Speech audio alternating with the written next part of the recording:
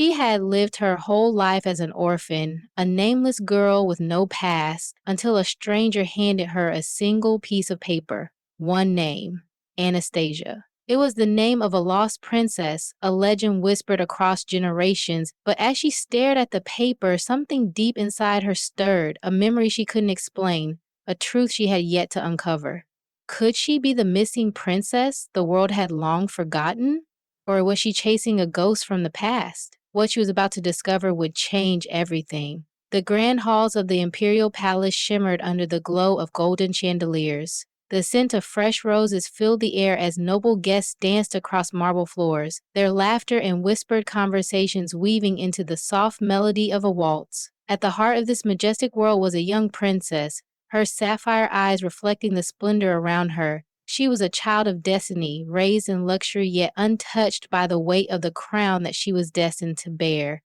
Princess Anastasia was adored by those who knew her. She possessed a spirit of adventure, often escaping the rigid walls of formality to explore the palace gardens, where she would chase butterflies and dream of the world beyond.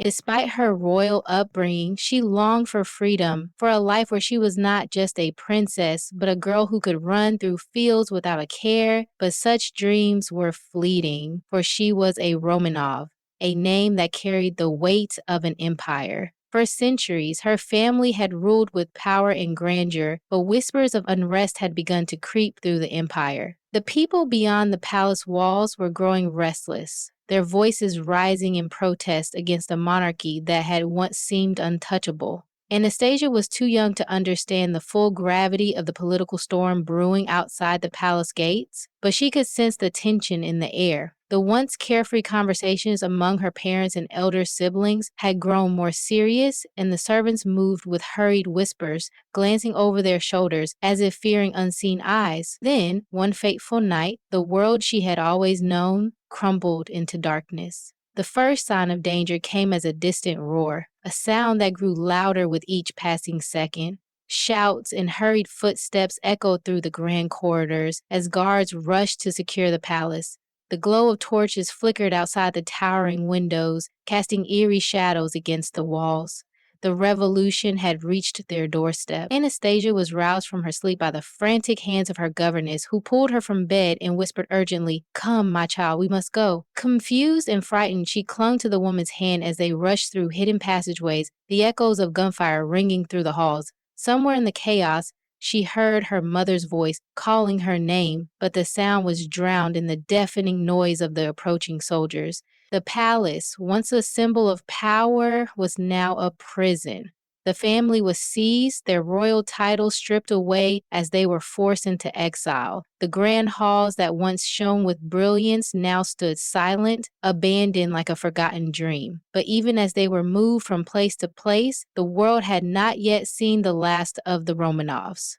Then, one night, everything changed. Under the cover of darkness, as the guards moved with an air of finality, Anastasia and her family were taken to an unknown destination. The silence in the air felt heavier than ever before. Whispers of their fate had reached their ears, but no one dared to speak them aloud. The princess clung to the hope that this was yet another moment of uncertainty, that they would be taken elsewhere and given a new life. But fate had other plans. In the confusion and chaos of that night, accounts would later differ on what happened. Some would say she met the same fate as her family, her story ending in tragedy within the walls of a hidden chamber. Others would whisper that in the darkest moment, she managed to escape, slipping through the hands of those who sought to erase her existence. For years, the world would wonder, was the lost princess truly gone, or had she found a way to disappear into the shadows? Had a young girl, once destined for a throne, been given a second chance at life beyond the walls of royalty?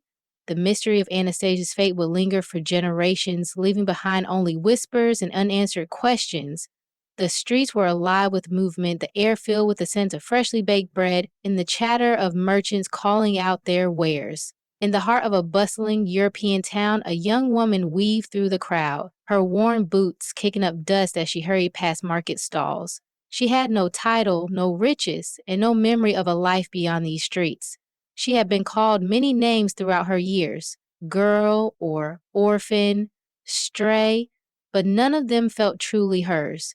The people in the town knew her as Anna, a name given to her by the kind old woman who had found her wandering the woods years ago. The woman had taken her in, raising her as her own until sickness had claimed her life. Since then, Anna had been alone, surviving on odd jobs and the kindness of strangers. But despite the ordinary life she had built, there was always something lurking in the back of her mind. Flashes of dreams that felt too real, memories that didn't belong to the life she knew. She would wake in the middle of the night, her heart racing, her mind filled with fleeting images. A grand palace with golden chandeliers, a woman's soft voice calling her name, the faint melody of a waltz. But when she tried to hold on to these visions, they slipped through her fingers like grains of sand.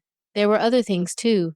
Things she couldn't explain, the way her fingers traced elegant patterns in the air, as if she had once practiced the art of royal etiquette, the way she carried herself, shoulders squared, back straight, as if she had been trained to hold her head high, the way she instinctively recognized the symbols on a worn-out book of Russian poetry she had once found at a market stall. She had never been taught to read that language, yet the words seemed strangely familiar. Sometimes, when she passed by a mirror, she would pause, staring at her own reflection as if searching for an answer hidden within her own face. There was nothing extraordinary about her. Her dark blonde hair was always tangled from the wind, her cheeks were often smudged with dust, and her hands bore the roughness of hard labor. But there was something about her eyes.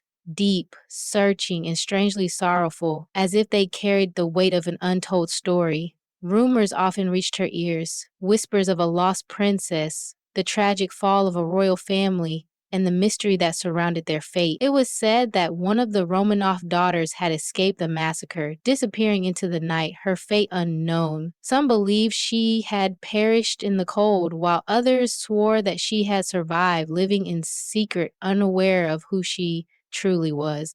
Anna never paid much attention to these stories. After all, what did they have to do with her? She was just a girl trying to make a living, a nameless wanderer with no past and no future. And yet there was a small part of her, a whisper in the depths of her soul, that felt drawn to these tales as if they were connected to her in ways she could not understand. One evening, as she sat by the riverbank, watching the water ripple beneath a fading light, an old man approached her. He had been watching her for some time, his eyes filled with a strange recognition. "You remind me of someone," he murmured, his voice thick with an accent she could not place. Anna turned to him, puzzled. "Who?" He hesitated before answering, as if weighing the risk of his words. "A girl I once saw many years ago, before the war. A girl who belonged to a world far different from this one." She frowned. "I think you have me mistaken for someone else." The old man studied her carefully. "Perhaps," he said, though his expression suggested otherwise. Then, as if sensing the unease in her posture, he offered her a small folded piece of paper. "If you ever wish to know the truth, seek out the name written here." She hesitated before taking it, the paper feeling strangely heavy in her hands. When she unfolded it, her breath caught in her throat. Written in delicate, looping script was a single name. The name sent a shiver down her spine. It was a name she had heard in passing, a name that had become a legend. And yet, as she stared at the letters, something deep within her stirred, as if a long-buried part of her had been awakened. The name on the slip of paper felt heavier than ink on parchment. Anastasia. It echoed in her mind, stirring something deep within her. Something she couldn't explain, yet couldn't ignore. Anna sat by the riverbank long after the old man had left, her fingers gripping the paper tightly. Could it be possible? Could she, a nameless wanderer with no past, be connected to a legend whispered across the world? The lost princess, the girl who vanished into the night, the last hope of a fallen empire. Doubt clawed at her rational mind. She had spent her life struggling to survive, scraping by on odd jobs, never once believing she was anything more than an orphan with no history. And yet, there had always been something off. The flashes of forgotten memories, the inexplicable familiarity with a world she had never known, the way her reflection in the water sometimes felt like a stranger looking back. She could have ignored it. She could have crumpled the paper and tossed it into the wind, choosing to remain in the life she had always known, but something inside her needed to know the truth. So she set out on a journey. The first step was finding the old man again, but he had disappeared as mysteriously as he had come. No one in the town seemed to know him, and those who had seen him only shook their heads, muttering about ghosts of the past.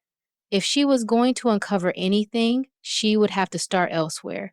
She traveled to the nearest city, searching for any records of the royal family's fate. Libraries, archives, whispered conversations in dimly lit taverns. She chased every lead, no matter how small. The Romanov name had become legend, their downfall etched into history.